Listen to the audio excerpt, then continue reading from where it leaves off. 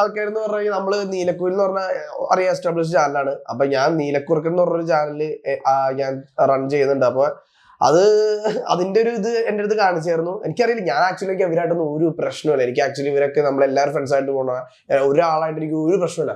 പക്ഷെ ഈ ഒരു നീലക്കുറുക്കൻ എന്ന് പറഞ്ഞ ചാനൽ തുടങ്ങിയതിന് ശേഷം ഇവരെ എന്റെ അടുത്ത് ഇങ്ങനെയൊന്നും അറിയാൻ പാടില്ല. അപ്പോ അല്ല, എനിക്ക് ഭയങ്കരമായിട്ട് എന്താണ് ഇത്രയും കാര്യം ദേഷ്യം ഈ ചാനലിനോട് എന്നുള്ള രീതിയിൽ വന്നു കഴിഞ്ഞപ്പോ എനിക്ക്, കാരണം ഞാൻ മാത്രമുള്ളൂ ദിക്സാക്ഷിയായിട്ട്. അജു എന്ത് വരും എക്സാം എന്ന പയ്യനെന്തൊക്കെയാണ്. അപ്പൊ എനിക്കിപ്പോ നിൽക്കാതിരിക്കാൻ പറ്റില്ല. കാരണം ഇതിപ്പോ സംഭവം വരുമ്പോൾ കാര്യങ്ങൾ പറയുമ്പോൾ എനിക്ക് നിൽക്കണം. കാരണം സംഭവം ഞാൻ കണ്ടതാണ്.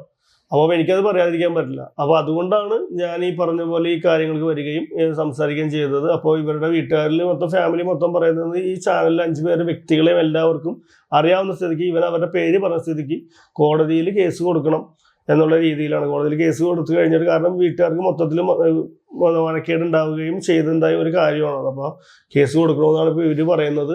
ബാക്കി ഇവരുടെ വീട്ടിൽ ഫാമിലിക്കാർ തീരുമാനിച്ചിട്ടുള്ള കാര്യങ്ങളാണ്. ഇനിയിപ്പോൾ പോലീസ് പറഞ്ഞു കോടതിയിലാണ് കൊടുക്കേണ്ടത്.